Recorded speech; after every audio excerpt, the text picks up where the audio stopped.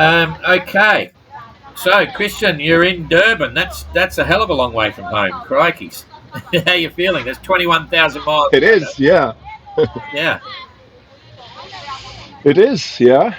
Far away from home, and yeah, if you see the longitude, I'm almost Yeah, home. exactly. Do you reflect on that? Do you look at it and thinking, crikeys? Because now you're sailing home, there's no question. You're actually sailing home. That's right. That's right.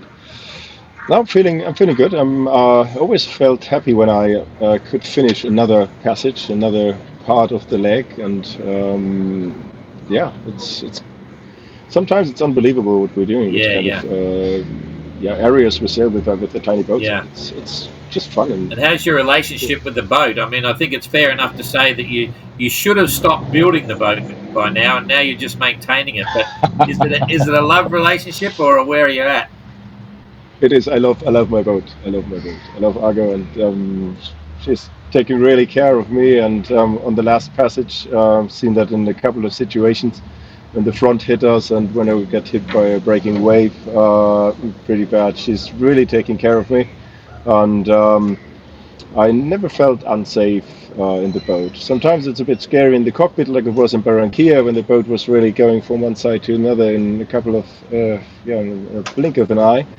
But I'm feeling really good in the boat. And Yeah. When you talk about the wave, we saw the film. There's like about an 8-second clip of that wave breaking and rolling yeah, down. What happened? You were standing outside then. Did you get wet? yeah, of course I got I got wet. There was actually I had the wave before that one that I filmed was pretty loud and hit the boat quite rough. I said, "Oh, what's going on here?" And I got my phone out and activated the camera and just could turn towards the wave. Oh man, that's a huge one. That's really coming up because it was rolling on the same height as my deck, and that was really crazy and pushed the boat sideways and tipped it over a bit. And actually, the wave stopped the video going. So when the wave hit the screen of my phone, the video stopped. Otherwise, I would have had more footage. Yeah, I figured it But must have been something like that, but it looked a bit awkward. Anyway, it was interesting to yeah, see. So yeah, you do a great job with the videos and stuff. So I know everyone enjoying that. So well done. Yeah. yeah. That So was thank you. But I was surprised by this wave because we had the wind with the current. So and even like 3.5 to 4 meters waves, and that was yeah, it's outstanding so far. yeah, absolutely, that's cool. So physically, health wise, you've had some challenges in the past. You're looking pretty good now. So you're feeling good. Try to. Feeling good. Shoulders are bad. Shoulders are really the main concern. Um, and it's only confirmed that I've got a rupture in the ligament in my left shoulder. But the right one, as I try to give the left arm a little bit of rest all the time, and it's not feeling good as well. But Yeah. I had an infiltration in Fiji, and hopefully get one in Cape Town, which will get me to the end of the race. But at the moment, it's really bad. Yeah. Wow. Okay. Not That's bad enough for me to stop. you're gonna get someone to look at it there again, or are you gonna keep going? No, I keep going. So Yeah. I Yeah. really know in detail what's going on at the moment, and uh, if it's not getting worse with the pain, I can cope with that, Yeah. and I will continue. So you've done a lot of miles in your boat now. Is there anything that you would do differently, like any obvious thing, not the little things, but anything at all that you think is, someone that's looking at the MGR might be interested to hear, or the other way, um, something that you think is fantastic that they might like to hear? a bit of both. There are many things that I would adjust on the next boat. Some are a bit yeah, bigger ones where yeah, that should be approved by you or Janus. For example, like kicking the galley and and the chart table out and putting that back to frame S, so it's not kicked out, but it's moved to another position, and build the berth right at the main bulkhead, something like that, for example. I'm pretty happy with my entrance and the dodger and everything. Just as I said before, I would next boat I wouldn't pull the deck further to the aft. I would try to get that arrangement with the same angles a bit further inside the boat, to have a bit more space in the cockpit. But because with harness on, I've got a twin main sheet system. I've got a longer tiller, no tiller extension. So with that arrangement, the dodger I never folded away. I've got it up all the time. So it would be easier if I had a bit more space in the cockpit. And then I'm really happy with my deck layout. Like 2 layers of halyards and reefing lines that I built with the jammers on fair leads, and that worked out pretty well. So I'm pretty happy with most of it. And it's cool. That's cool. Hey, how was your visit last night to the rescue guys? That was amazing, and I'm really grateful for their advice for the next passage. They've got all the local knowledge and know where we can stop, where's nice places to be, and they offered us to provide us with contacts down the coast where we can go, and that was really helpful, and it was great to see what they are doing here. So it's just amazing. We had a nice boat ride, like 35 knots. It's a whole different thing if you come from a 580. Yeah, it was quite a taxi, eh? Yeah, it was a good one. Yeah, all right. I really enjoyed the evening. I was very envious. It looked pretty interesting, and it was great to get that local knowledge, that's for sure. So what's been your happiest moment, since Fiji? Like, where's the big high? See something or something happened that just blew you away? There's so many. Many. It's ups and downs all the time. But you say you can't value the good moments if you don't have bad ones. So that's okay. That's what life is about. And I really enjoy so many moments here, even if it's just a sunset or a bird flying around the boat, and or a squid jumping in the cockpit, or get it back overboard again and let it swim again. It's just tiny things that make me happy on this passage, and on this whole voyage.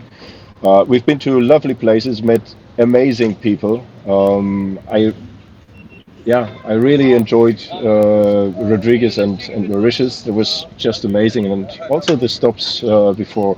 Everyone has a bit of its own vibes and its own upsides and maybe downsides as well, and that's okay. It's just it's all new to me, so I'm soaking up everything, every impression and every emotion I can get, like a sponge. Feel really complete doing that. I mean, you're all doing amazing things, but do you ever realize how much of an inspiration you are to many people? And how do you feel about that? Inspiration is important for all of us. It's affected all of us in different ways, but now you're inspiring people. How's that feel? I hope to be an inspiration. Yeah, that would be nice, and I'd like to share if I can feel like that. So it has been a bit quiet in the last weeks or even months. I did less on social media because it's usually it should be my generation, but I was not used to do any social media stuff before the mini globe race. And that's new to me. It takes me a lot of time to do that, even though if I like to have everyone informed and to inspire people. Sometimes it's hard, and I need a bit of a rest from that. I love people reaching out that have particular questions on the boat and how I did things, and that's nice. And if I can be an inspiration to to someone building the boat and doing that kind of voyage, feel free to contact me. It's just amazing, and I'm happy to share what I experience. Yeah. You're starting to, obviously, well, in fact, you are. I was going to say, you're starting to think about the next leg. I know you are. How do you feel about it? What's your impression? I still got in mind what the last wife of my father told me when she texted me, and we found out that they actually they took the same route since Australia, like even Rodriguez, Mauritius, and then to Cape Town. They went directly to Cape Town 23 years ago with not the same possibilities to get weather reports. I know my father had GPS, but if you look that up in my social media history, that's how she describes the situation crossing the Agulhas current. That made me think about the whole thing, and I've got a huge respect from the area, from the situation, from the conditions we might face here. And I think we're well prepared. I think I'm better prepared than my father was. And I've got respect, but I'm not afraid of doing it. So I'm feeling comfortable with the boat. The boat always let me feel safe, and I think that I will be fine. But that's a huge thing to do in such a tiny boat, compared to a 24-meter boat like my father built. So that's kind of or anything with an engine, so you can motor when it's calm before the headwinds, But anyway, that'll be it's a very interesting challenge. We're looking forward to seeing you all in Cape Town. So, if you had a magic wand after all of your experience now in the MGR, and you could change one thing about the MGR, what would you change? The length. The length. length.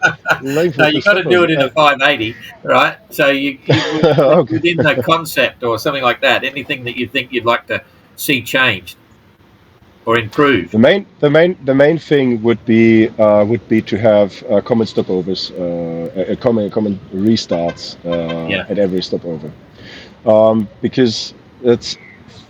For us as sailors, or for me personally, it's amazing to be closer to the others. So we've got more like, the feeling being in a group together. It's not only for safety reasons. It's just a pleasure to have someone around, like we did since Mauritius, to be able to chat on the VHF and just connect to the others. And the fleet is closer together. And I got lots of feedback from my friends following me that that's just amazing if the boats are closer together to follow the race. And it doesn't matter. Everybody knows from the tracker updates and everything who's in front and who is not. Even there's no need to have a couple of days distance between the first and the last boat, or a couple of weeks. So. I think everyone would appreciate to have the fleet closer together. You're sailing home. It'll all be over soon, touch wood, in Antigua. Are you thinking about that? Like what you do then? I started thinking about getting closer to the finish, which makes me sometimes a bit sad because I really enjoy what I'm doing right now. And I get asked a lot what I'm going to do after the race, and I always said, even before the race, that I don't want to think about that. I'm just trying to get the most out of the moment and the most out of every day that I live. And I can make plans for the future in many different directions. I can imagine to do lots of things, different things, and there will be a time to think about that, but it's not now. Yeah. No, that's very cool. All right, so I think that's just about us. Handing over to you. Anything you want to get across to your followers and friends and stuff? Yeah, I'd like to say a huge thank you to everyone who is supporting me, who's following the race and following me personally, and as well to everyone involved in the MGR. It's just an amazing bunch of people who make this possible, and yeah, I want to say thank you to you and Jane particularly to make this happen. It's a dream coming true, and there there are ups and downs in every in every kind of relation. So even we are discussing something sometimes. We're always separating positively and making progress for the whole thing, and I like it Yeah. very much. Thanks for that. Hey, Thank you it's very funny. much. Hey, look, it's funny looking. For some reason, you just took me back to Lagos Marina. You know, in Lagos Marina, when we'd have that, so those get-togethers up in the restaurants up the top there. It's a long. Yeah. It's. In fact, I don't even think about it. I can't put a timeline to it, but in terms of emotionally and the things that everyone's experienced over the last 9 months, it's unbelievable. Eh? You think back of what we were all thinking back in Lagos before any of this started, and where everyone is now. It's quite crazy. Yeah. Yeah, quite something. That's really nice. When I remember, yeah, when I look back to Lagos, because so many things were new to me. I didn't sail the boat a single minute Yeah, before, and this it's never sailed single-handed on my own. Never sailed an ocean before. It's just amazing that I came here, arrived here, and really absolutely. grateful for everyone who made that possible. Yeah, no, it's quite a thing. You know, I think the whole fleet's amazing. So that's all cool. All right. Well, we look forward to seeing you in Cape Town. Just don't get there too Yeah, early because we're not there till the 29th. So, you know. yeah. I Yeah. can promise that I try to be a bit faster than on the last leg. Oh, no, you did all right. I mean, it was tactically very interesting, eh? With the currents and all that sort of stuff. Jeepers. That was amazing. That was a challenge, and I messed up in a couple of situations, like when I was sure that my app with the current had updated the position correctly, but actually didn't. It just took the previous position from 4 hours before, so it dropped out in the south of the current, and yeah, all that sort of stuff, and then was a bit unlucky, like Ertin and Eric as well, to be stuck in this swirly current, and it looks funny on the tracker, like we were going back to Mauritius. I know. It was interesting But to watch. yeah, Yeah. it was a challenge, and it's if in that kind of situation, if you don't have an engine to get out of a current or get into a Yeah. patch of wind that you see a few miles away, that's frustrating in a way, but that's what it is. Yeah, absolutely. Anyway, it was great stuff. All right. Thank you, Christian. Good job. See you in Cape Town, eh? See you in Cape Town, now.